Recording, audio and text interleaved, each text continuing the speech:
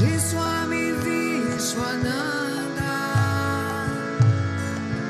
Garuda Vahana Narayana, Sri Swami Vishwananda. Om Gurudeva, Sri Swami Vishwananda, Garuda Vahana Narayana, Sri Swami Vishwananda. Gurudeva, Gurudeva, Gurudeva, Gurudeva, Gurudeva, Gurudeva, Gurudeva, Gurudeva, Gurudeva, Gurudeva, Gurudeva,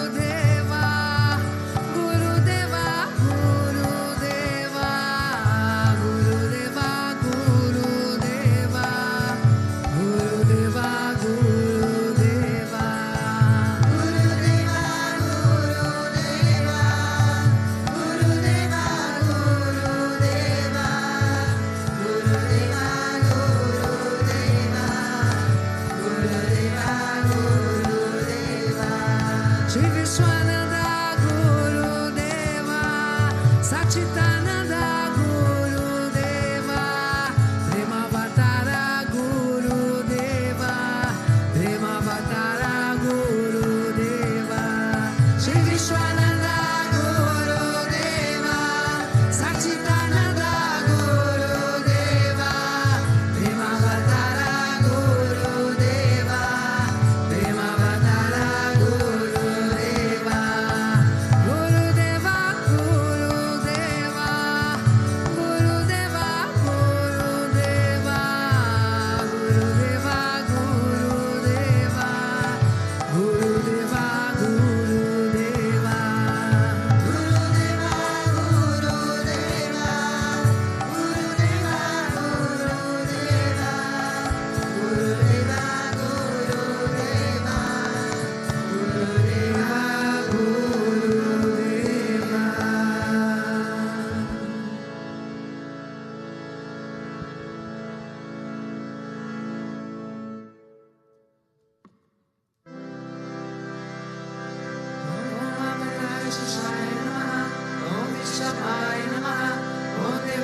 Samudakaya Namaha, Om Sukshmatanave Namaha, Om Chimayaya Namaha, Om Guru Murtaye Namaha, Om Sundaraya Namaha, Om Sulojanaya Namaha, Om Sumukaya Namaha, Om Charvasaya Namaha, Om Keshavaya Namaha, Om Padmabhujaya Namaha, Om Adagamanaya Namaha, Om Charuparadadine Namaha, Om Ramaya Namaha, Om Mandirastapakaya Namaha, Om Shridivavachakaya Namaha, Om Gayatri Ajvane Namaha, Om Arpanasvikarakaya Namaha, Om Vishnu Pujakaya Namaha, Om Namo Narayane Mantropasakaya Namaha, Om Swaramayaya Namaha, Om Madhurakantaya Namaha, Om Krishna Sankirtana Rupaya Namaha, Om Stuta Priyaya Namaha, Om Lita Pashine Namaha, Om Vakmine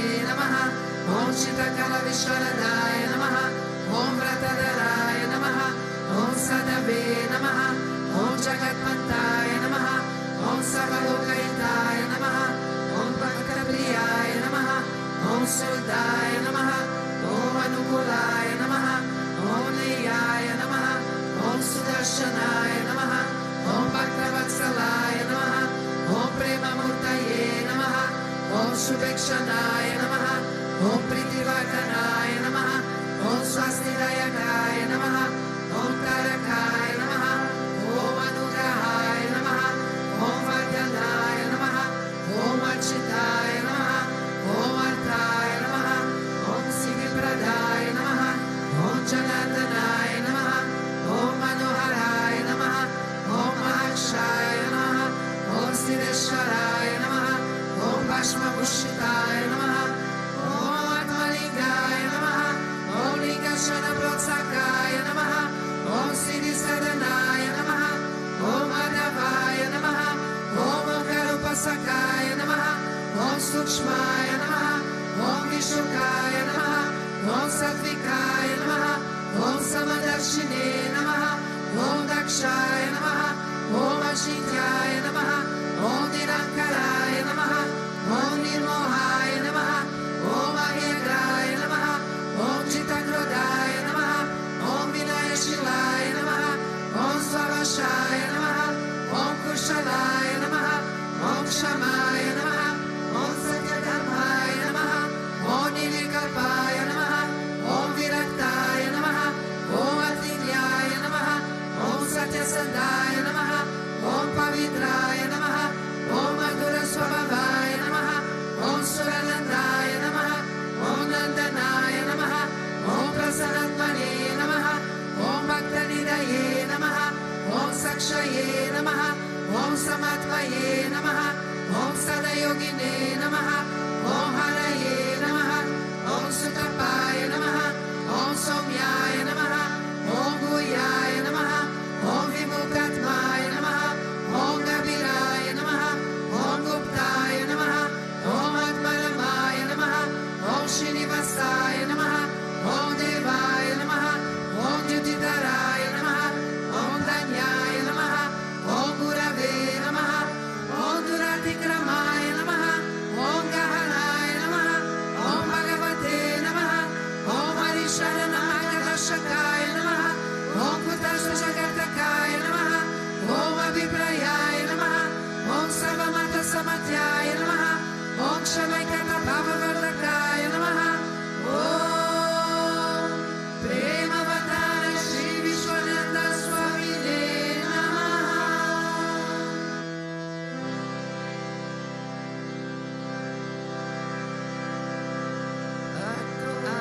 Avantano Yato Vishnu Vichakrame Pratiga Saptadamavi Idam Vishnu Vichakrame Tretani Tade Padam Samodamasya Bhagum Sure Treni Pata Vichakrame Vishnu Rupa Hata Abhyaha Ato Dharmani Dharene Vishnu Karmani Pashyata Yato Vritani Pashpase Indrasya Yujasagaha Tad Vishnu Paramam Padamam Sada Pashyanti Suryaha Divino Chakshuratatam Tad Vipraso Vipanyamo Jagruvarum Sasamindate Vishnuya Paramam Padam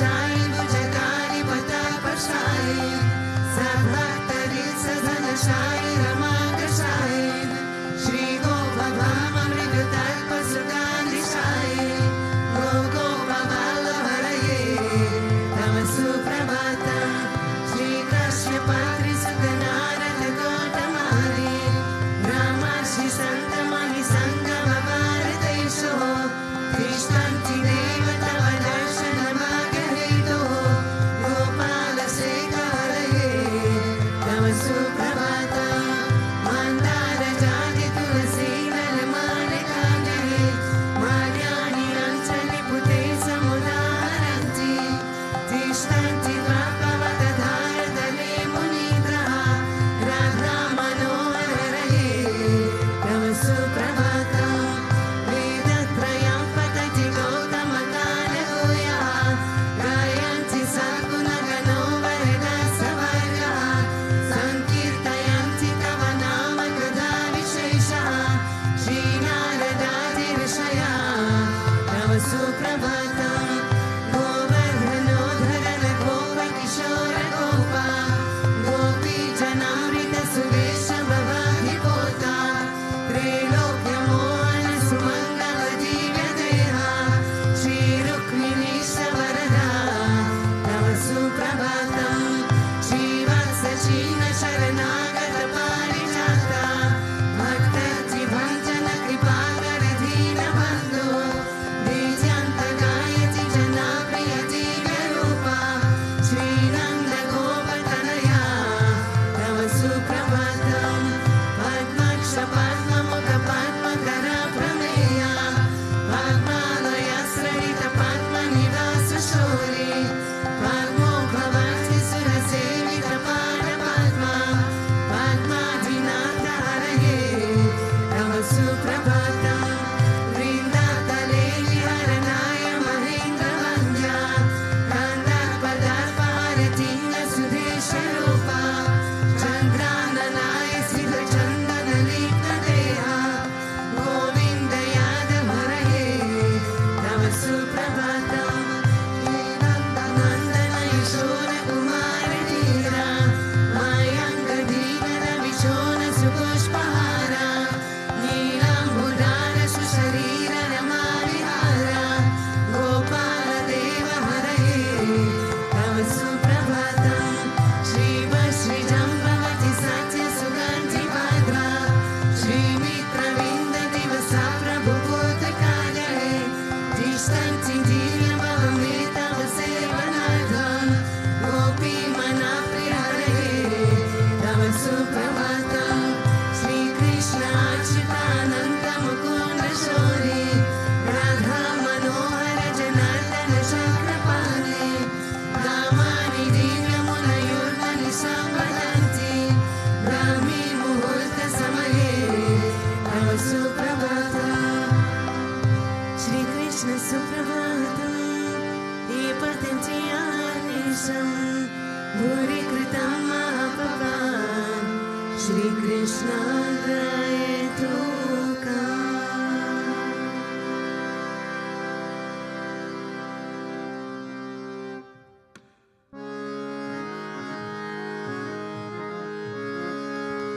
ईश्वर परम कृष्ण सच्चिदानन्द विग्रह अनादिरादिर् गोविन्द सर्वकरण करना गोविन्दमादिपुरुषं तमहं भजामि गोविन्दमादिपुरुषं तमहं भजामि चिन्तामणि प्रकर सर्वसुकल्पवृक्षा लक्षावृतेषु सुरवीरविपालयन्ता लक्ष्मी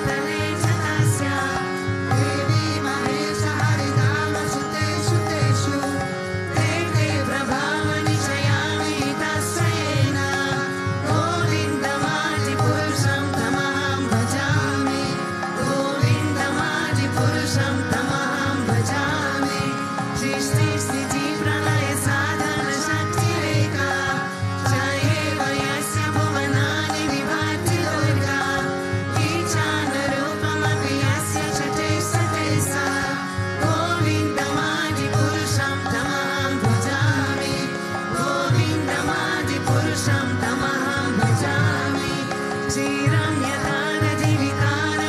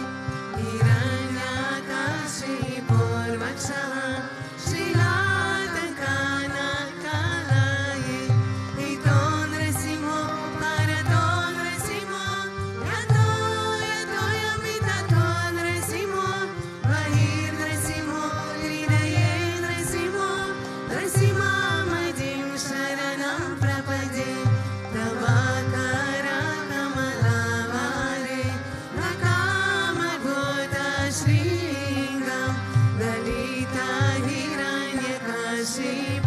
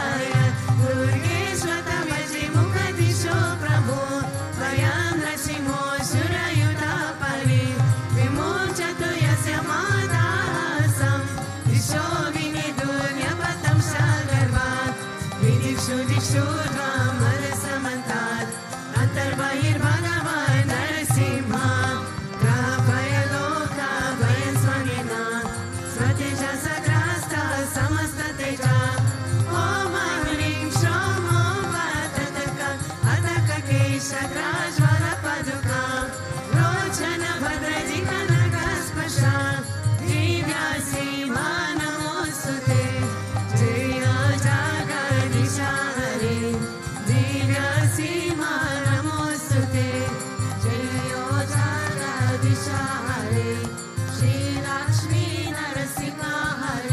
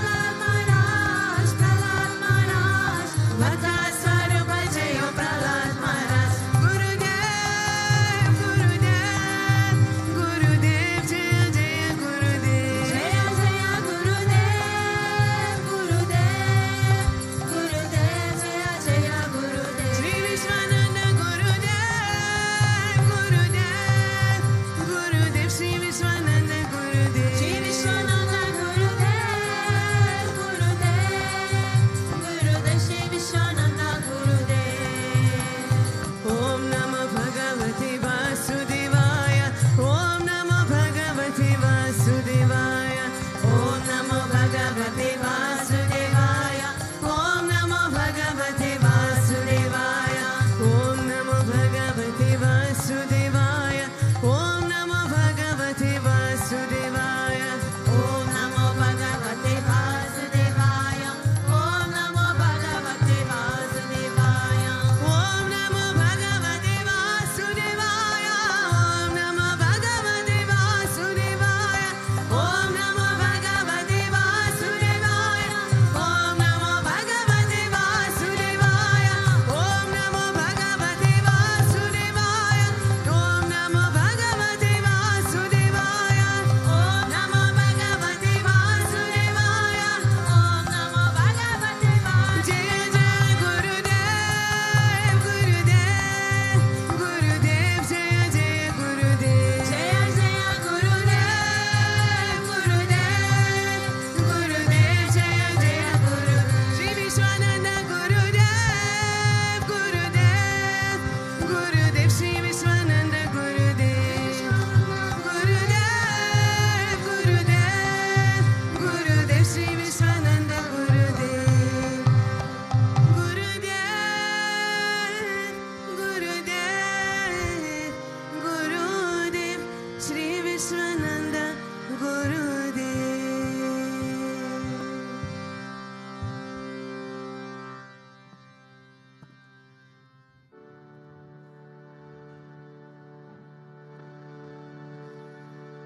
श्री गुरु चरण सरोजरा चार निज मन मुकुरा सुधारी परम रघुवर विमल जसु जो दया कपाल चरी बुद्धिहीन तन जानिके सुमिरं पावन कुमारा बाल बुद्धि विद्या देहु मोहि हरहु कलेश विकारा श्रीवर रामचंद्र पद जय शरणं जय हनुमान ज्ञान गुण सागर जय कपीश तिहु लोक उजागर रामदूत अतुलित बल धाम अंजनी पुत्र पवन सुत नाम महावीर विक्रम बजरंगी कुमति निवार सुमति के संग कंचन वरण विराज सुदेश कानन कुंडल कुंचित केश हाथ वज्र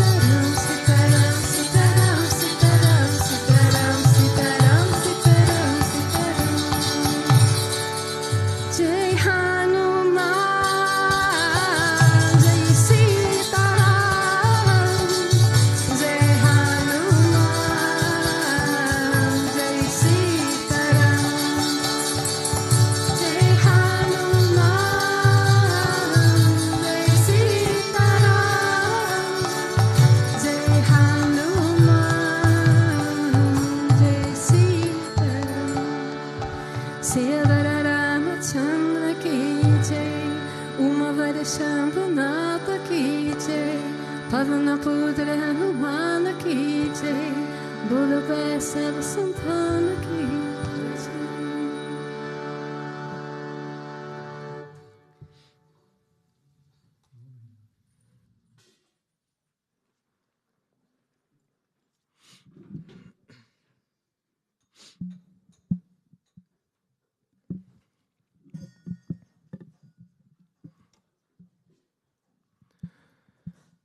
Om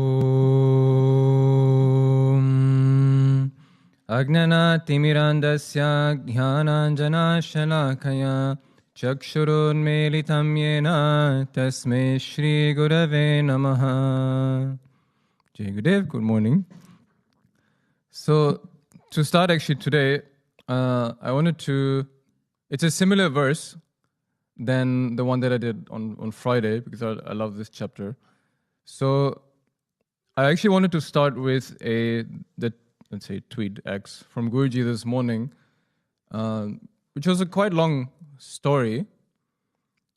And the story tells the happenings of I think it was 17th century, where the invaders, the Muslim invaders, fought against the Sikh warriors.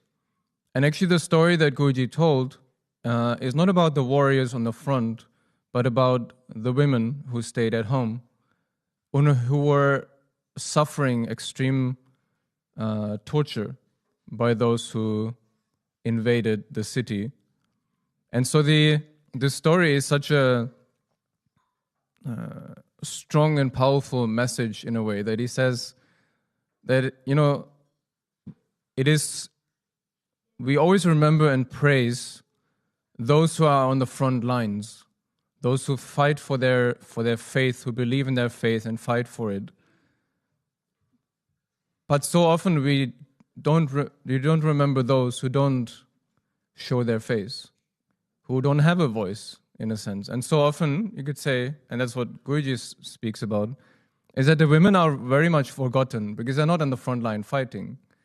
but they were captured, they were tortured, they were physically abused by those who captured them while their husbands were fighting on the front. And so actually the end part of his tweet, because it's, he tells the story quite in detail, is, I find, quite profound, and is something that I wanted to speak about today. And so he says, greatness is found in the humble corners of your heart when no one is looking, and no one may ever acknowledge your contribution. Yet you stand strongly with the unconditional love and selfless service for all anyways. Because the reward is in the being itself, not in any external praise. Such is the legacy that these great women warrior saints have left behind in the world, deserving to be forever revered and worshipped by all. And I found this to be really profound, the way that he described it. And we know that this happens all the time, that we as human beings tend to try to show off things that we do so greatly. We try to make an impact in the world. You keep hearing this from everybody. I want to make an impact in the world. I want to leave a lasting legacy. No, from anybody you hear this. I want to be remembered. And Guruji keeps saying this. No matter what you try to achieve materially, yes, maybe people will remember you if they Google who was the greatest at this or whatever. But the truth is, in everything you can observe, there will always be somebody greater than you. No? There will always be advancement and people will become greater than you. But with the saints, there is literally no ability to be greater. Because the saints aim for the greatest. And so the saints, they are all, I would say, equal in a sense that how dear they are to the Lord. That is actually the greatest thing that we can attain in our life, is to become dear to Him. With all the virtues, the values, the qualities that Krishna describes in chapter 12 of the Gita, where He always says, this is the one that is dear to me. And so actually, like I already spoke on Friday about Canto 11, chapter 14, this conversation between Krishna and Uddhava, there's so many beautiful statements of Krishna that he makes that are so important for us to remember, consider, and to put into our life. And so I chose today to take verse 17, in which he says, Nishkinchanamai anurakta chetasa shantamahanto kila jivavatsala kamir analabdha diyo yushantite yan nirabheksham na vidhu sukham mama. Those who are without any desire for personal gratification, whose minds are always attached to me, who are peaceful, without false ego, and merciful to all living entities, and whose consciousness is never affected by opportunities for sense gratification. Such persons enjoy in me a happiness that cannot be known or achieved by those lacking such detachment from the material world. And so, of course, in terms of topic, it is very similar to the one that I spoke about on Friday, which is about how is it that one can attain this deep, lasting happiness within one's heart. But actually today I wanted to speak a bit more about the values, the qualities, the virtues that it takes to attain that happiness that he speaks about. Of course, he speaks about that one has to become, to live those qualities, to become more detached from the world, to be able to go within oneself and to experience that happiness. It's not something that one can speak about or describe in words. It can only be felt or experienced within one's own heart. It cannot be found anywhere in the world or anywhere where we try to look for it outward. It can only be found within oneself. And what we can see with the example of the story that Guruji posted this morning is, I think, a first very difficult truth that we need to learn or accept, and that is that any transformation is hard. Any change in our life doesn't come easy. To become or to walk this path and become literally what Guruji says, I want to become a saint, it sounds so romantic and beautiful. Because we look at the saints, we're like, oh my God, I want to be like Tukaram. I want to be like Namdev. I want to be like Aryan Dev. I want to be like this and that saint. Because the state that they achieve is so filled with the love for God. No? The other day I was, maybe I got inspired a little bit by that, but the other day I was watching a podcast given by a Xiaoming Buddhist monk, warrior monk, and he, it's always this fancy thing of, like, he shows how he's crushing a stone with his hand, and it's like, oh my God, it's so amazing. And so you could ask, what does it bring to your life if you're able to crush a stone with your hands, like in an everyday life? Nothing, right? Why would you need that skill? Like, how many people in their life crush stones with their hands just for fun? Like, just, why not? Like, you have tools, But the mindset, the hard training that it takes to be able to do that is what everybody needs in their life, It's like you said, maybe it takes me 1 second, 2 seconds to break the stone now, but it took me 3 years literally to come to a place where I can do that. And that is hard training to create habits, to create this constant, to have this mindset of constantly trying to push the limits of one's comfort zone, right? By your own will, not because you have to, but because you're choosing to. And so it is literally the same thing on the spiritual path. With Guruji, what we can clearly see every day in our interactions, in our conscious life, that life as a human being, mentally, is continuously about trying to run away from discomfort. Everything that we are trying to do in life is literally trying to avoid discomfort, even more than trying to have comfortable life. It is more than avoiding discomfort, avoiding pain of sorts. And so actually it is that practice of not going from 0 to 100, but continuously trying to feel where is your limit of comfort and repeatedly going consciously on that border of discomfort and a little bit over until that border feels comfortable to you or not painful. And then again consciously choosing to go again one step further. I can see that so beautifully with Guruji, is that he is such an expert in exactly hitting your points, your trigger points,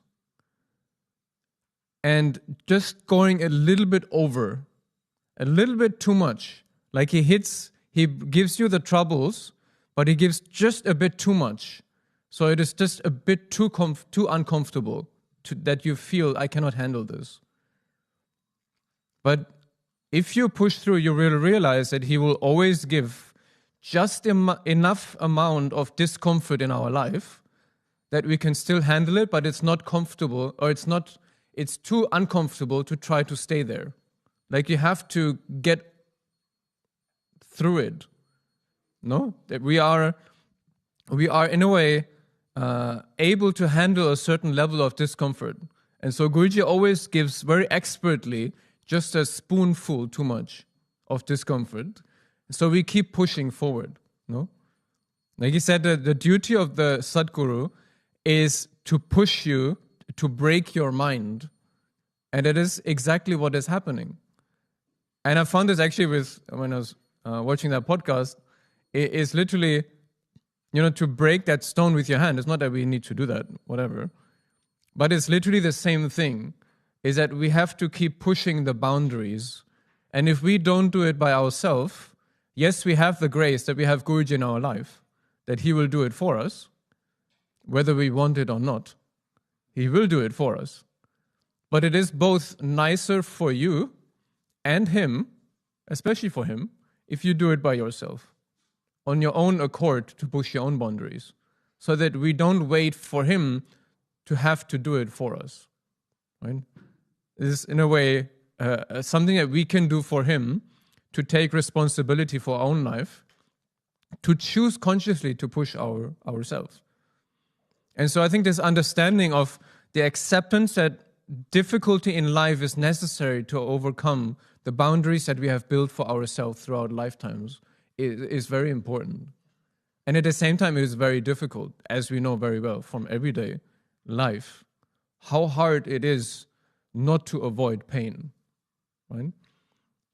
And so actually there's a few verses after Krishna even speaks about this. Even on Friday I mentioned the way that he says that with the example of wood that is burned in the fire, it turns to ashes. Right?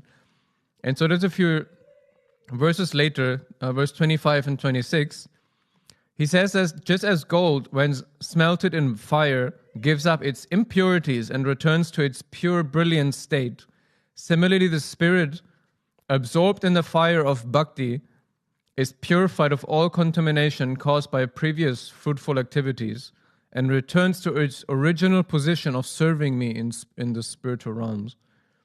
When a diseased eye is treated with medicinal ointment, it gradually recovers its power to see. Similarly, as conscious living entity cleanses himself of material contamination by hearing and chanting my pious narrations of my glories, he regains his ability to see me and the absolute truth in my subtle form. And so it again reminds and it describes this idea of how we do have to walk through fire. How this fire is not, the gold is not purified if it is not melted, if it is not in contact with fire. Desires are not purified if they are not offered into the yagna.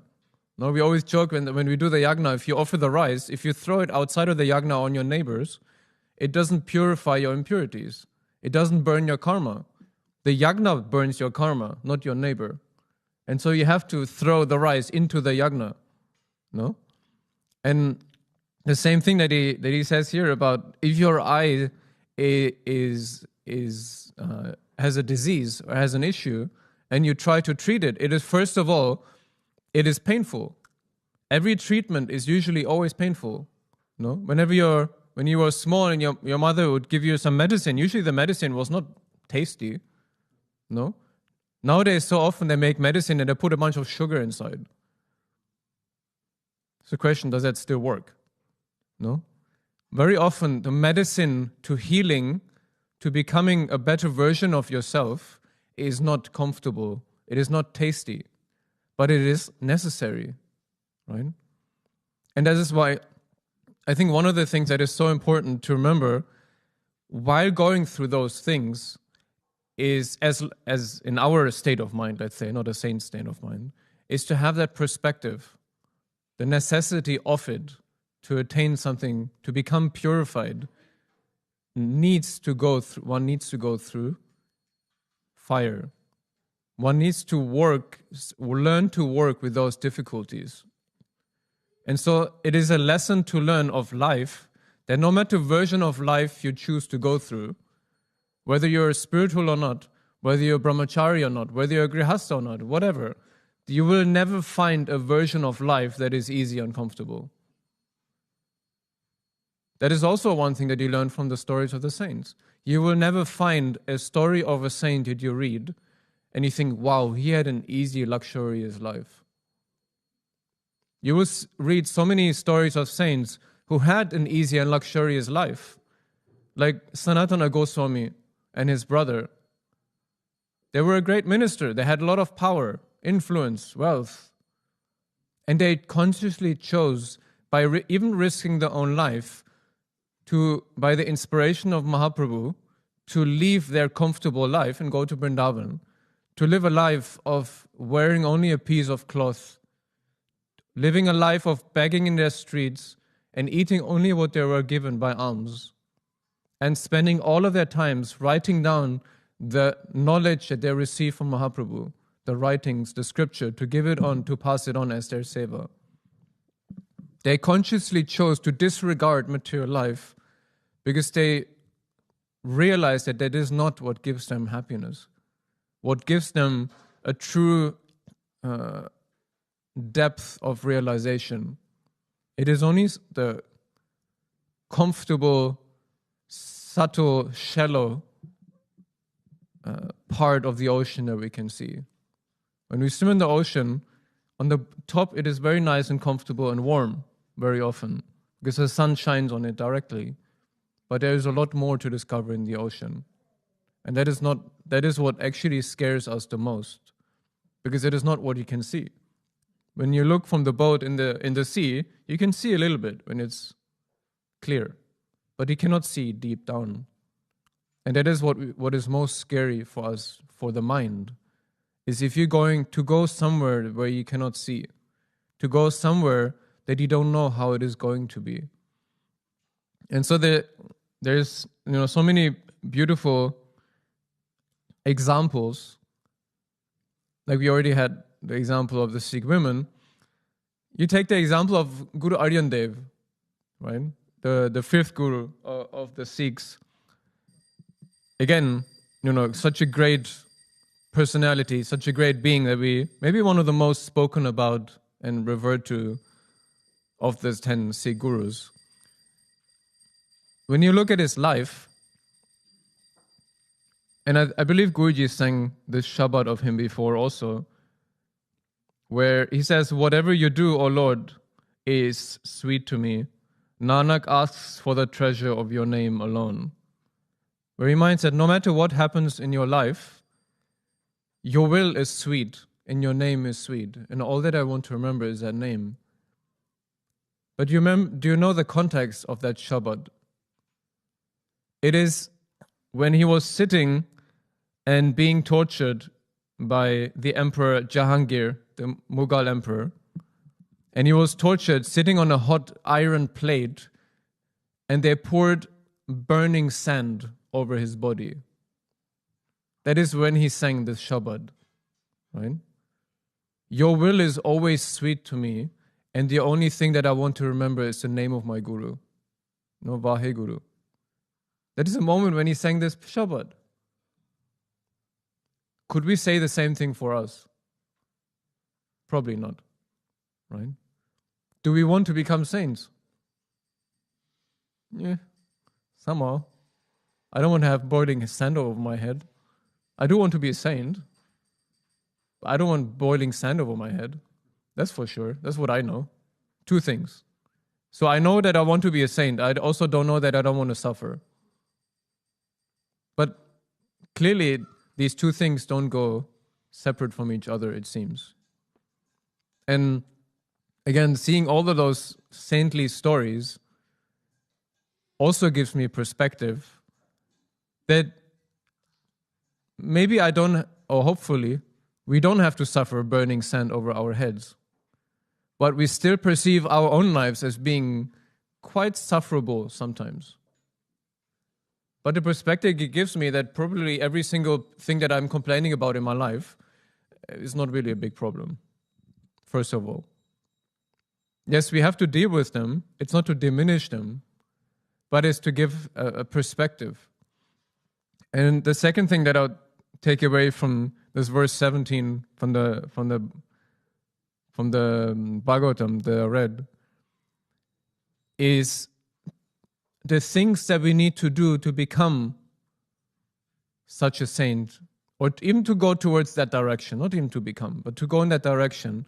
We have every single thing that we can possibly need at our disposal.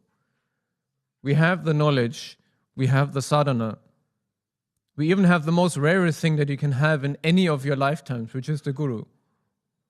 We have everything available to us, and yet we still try our best to avoid the discomfort, the small discomforts comparably to the saints, to what the saints suffered. The grace that we have with Guruji is that he makes it comparably so easy for us, and we still complain. No? And so like Krishna says here to Uddhava is that what we need to do is nurture those values, those qualities that the Gita teaches us, the Guruji teaches us, to be compassionate, to be conscious, to do our sadhana, and to practice and to build our habits. You know, like this Buddhist monk says, to come to this point in which you can, let's say, perform that 1 second of breaking the stone, it takes 3 years or more of continuous practice to come to that point. You have to physically change the structure of your bones and the ability of your mind to focus. And it is literally the same on the spiritual path for all of us. We have to continuously build our spiritual muscle, our habits, and to strengthen the faith that we have in our virtues, in what we actually believe in, so that the moment that we are tested, the moment that we are tested in whatever way it may be, that we have the abilities to stay true to that what we believe in. And maybe in the beginning it may be just as a small thing. I don't know, you become spiritual and you're full of motivation, you do your sadhana and everything, and then you go visit your parents and you pretend like everything is like you never met Guruji before. I also know those devotees. It's not a judgment. It is just a clear sign of how quickly we choose not to be true to ourselves just for the comfort of having to explain something to somebody else. Right?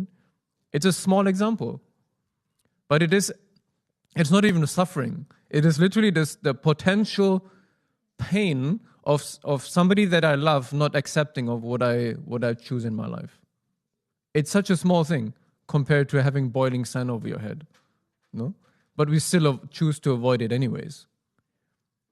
And so it's to make the tough choice to consciously decide to push our boundaries of comfort and to choose to live according to our virtues, our values, our faith, our belief, even if it may seem to be hard sometimes. And it's not, asking huge things.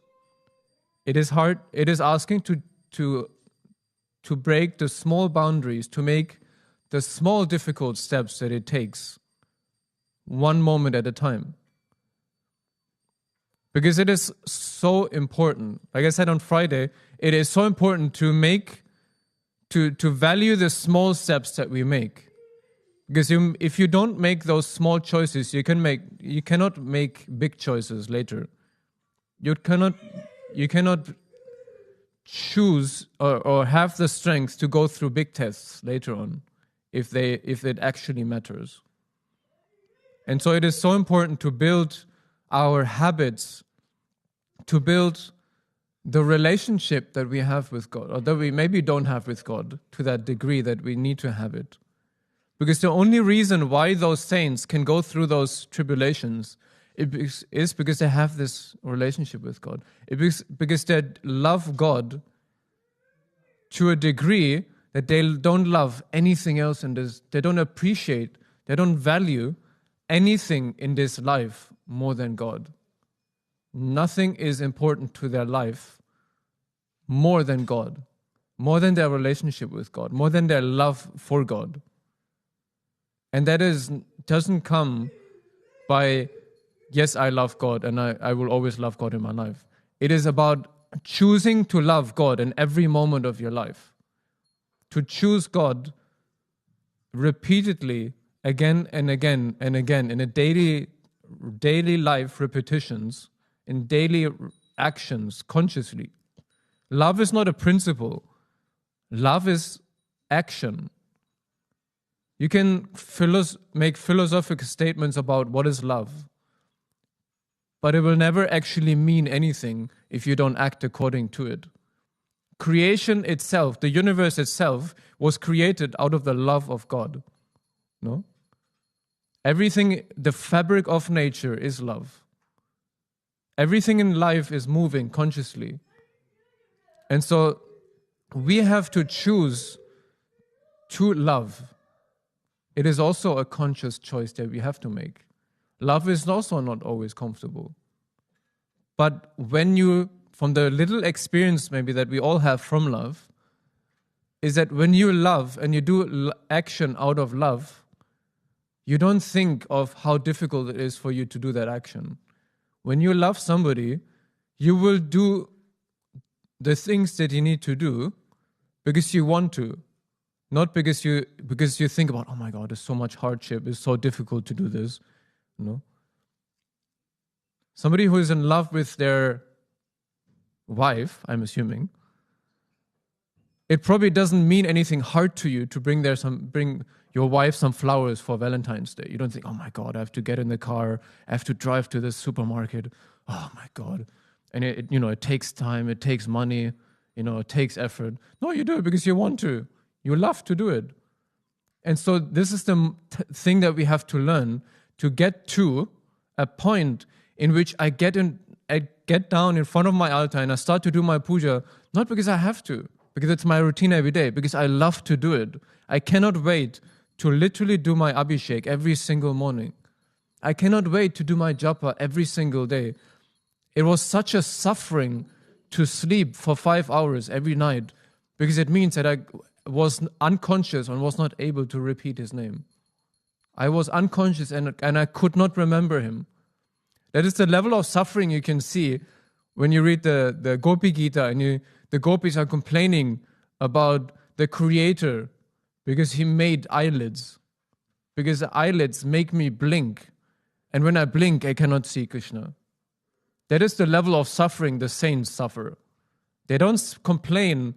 These Sikh women that Guruji posted about this morning, they were not complaining about being tortured. Guru Arjan Dev was not complaining about, oh my God, there's boiling sand over my... He was not complaining.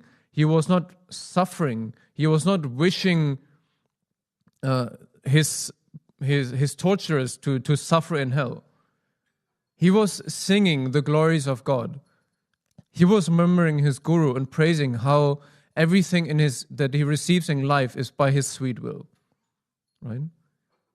When the gopis complain about the suffering that they experience by their eyelids creating separation from seeing Krishna, that is what a saint suffers. Is this yearning, this deep yearning. And that is what we have to come to.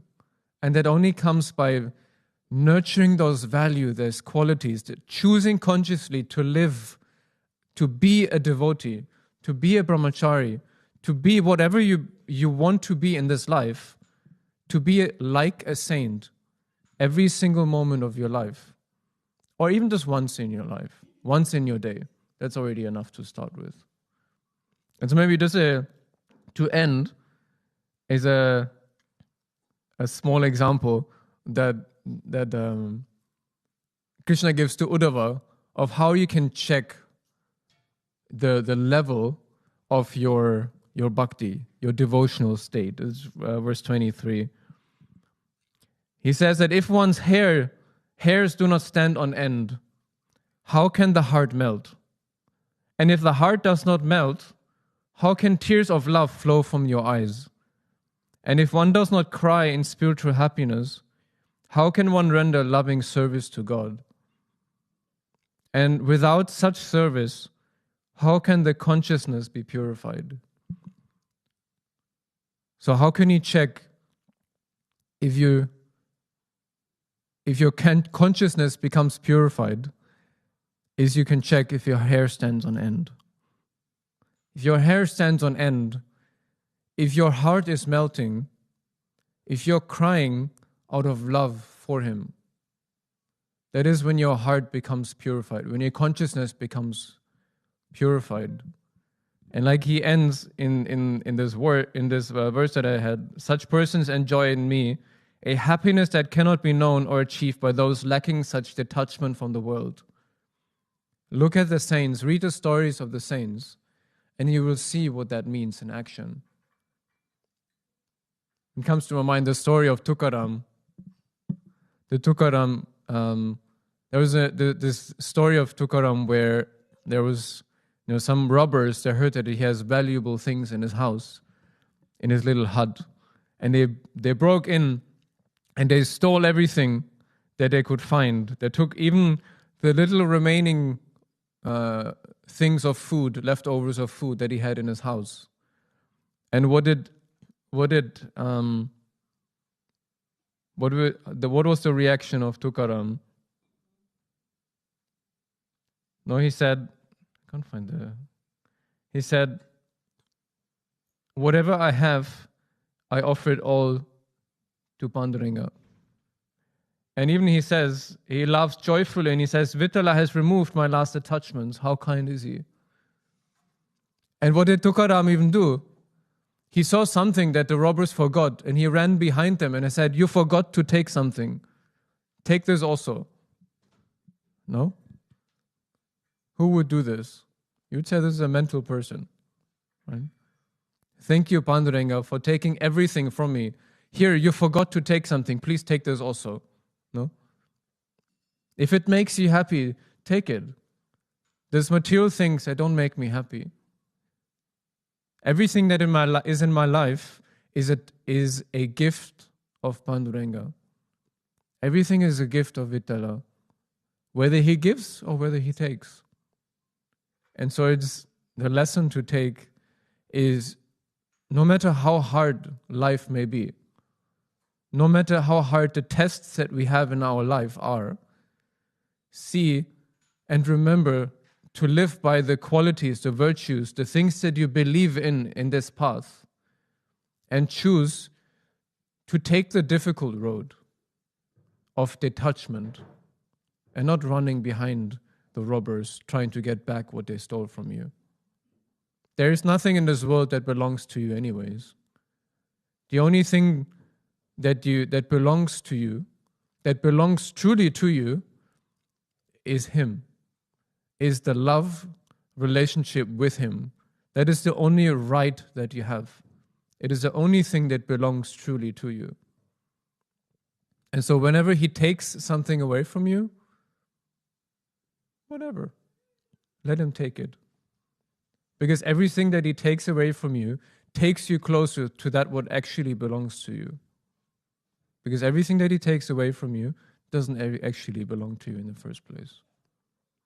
Okay, good day.